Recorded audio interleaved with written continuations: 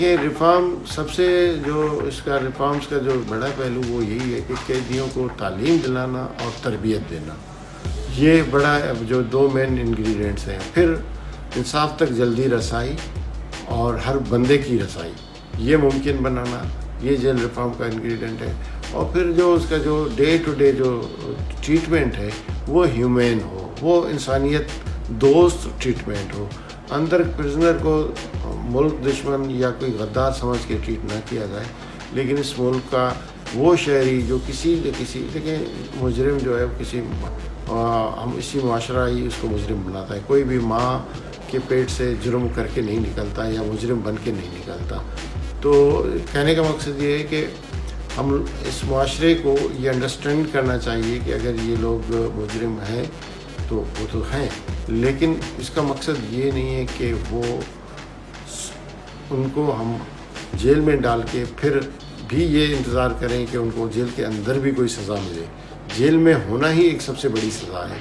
آپ کسی کو اگر ابھی دیکھیں نا، ابھی ہم سب کو احساس ہونے لگا ہے، لاک ڈاؤن ہر بندہ سزا سمجھ رہا ہے. آپ اپنے گھر میں ہو، گورنمنٹ منتیں ترلے کر کے تھک گئی کہ آپ خدا را باہر نہ نکلو اپنے گھر سے، لیکن لوگ باہر نہیں آ رہے. تو اب ہم سب کو اندازہ ہو گیا ہے کہ آزادی چیز کیا ہوتی ہے.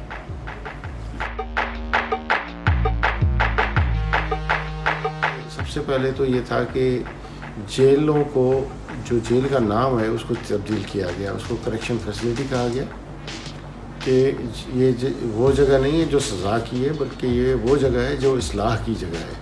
تو اس کو اصلاح گھر بنایا گیا، اور اصلاح کے لیے وہ تمام جو پری ریکوزٹس ہیں جو ایک اصلاح گھر میں ہونے چاہیے وہ مہیا کرنا اب گورنمنٹ کا فرض بن گیا ہے بائی لا. تو ایک تو پرزنرس کی جو لیونگ ہے اس کو امپروو کرنے کے لیے اس کے اندر جو بیرکس ہیں، کہیں جیسے جیکب آباد ہے وہاں پہ بہت ایکسٹریم ہیٹ ہوتی ہے کچھ، اور سردیوں میں بہت سرد ہوتا ہے. اس طرح ہمارے کئی علاقے ایسے ہیں. تو اب اس رول کے تحت یہ کہا گیا ہے کہ جی تمام جیلوں میں ایک مخصوص ٹیمپریچر بیرکوں میں ہونا چاہیے، سردیوں میں بھی اور گرمیوں میں بھی. اگر اس سے بڑھتا ہے تو آرٹیفیشلی وہ آپ by air conditioning, by air cooling, by other means وہ اس کو آپ نے اس لیول پہ لے آنا ہے تاکہ وہ سخت سردی اور سخت گرمی سے ان کو بچا کے رکھیں قیدیوں کو. ایک بات تو یہ تھی. دوسرا یہ تھا کہ ان کے جو کیسوں کا ڈسپوزل ہے اس میں جو نادار غریب قیدی ہیں ان کو اسٹیٹ کا فرض بن گیا ہے کہ وہ اس کو جو ہے اپنے ایکسپنسز پہ وکیل مہیا کرے تاکہ ان کا کیس لڑ سکے. پھر یہ ہے کہ جو جیل کے اندر کا جو ماحول ہے وہ موسٹلی وہ کچھ جیلیں جو ہمارے اوور پاپولیٹڈ ہیں ان میں کس طرح پاپولیشن کو کم کیا جائے، نئی جیلیں بنائی جائیں، اور جو موجودہ بیرکوں اور ان کے ٹوائلٹس کی جو کنڈیشن ہے اس کو امپروو کیا جائے. یہ سارا ایک پیکیج تھا. اور اس کے علاوہ پھر جو پرزنر ہیں ان کو نئے ہنر، نئے سے آشنا کروانا، ان کو ہنری تعلیم دینا، اور ووکیشنل ٹریننگ کے لیے مختلف انسٹیٹیوٹ سے ہم نے وہ MOUs بھی سائن کیے ہیں. اب اس پہ ہم کام کرنے جا رہے ہیں تاکہ جو قیدی جیل کے اندر ہوتا ہے وہ اس کی اصلاح تو اسی صورت میں ممکن ہے کہ اگر وہ کوئی ان ایجوکیٹڈ ہے تو اس کو ایجوکیٹڈ کریں، اس کو تعلیم دیں، لٹریٹ کو لٹریٹ کریں، اور اگر کوئی پڑھا لکھا ہے تو اس کو فردر ایجوکیشن کے مواقع فراہم کریں.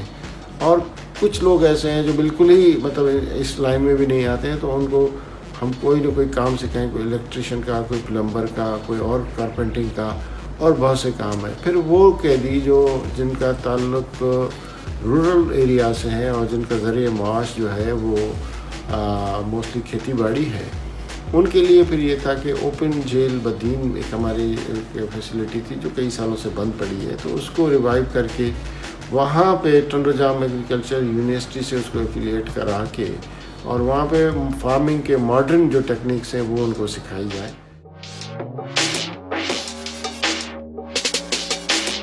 ڈنڈا بیڑی لگانا، بیڑیاں، کڑے لگانا، پھٹکے لگانا،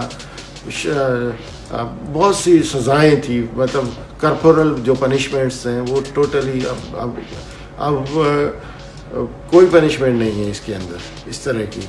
پھر سولیٹری کنفائنمنٹ کی پنشمنٹ، یہ ساری چیزیں اب نئے رولز میں ختم ہو گئی.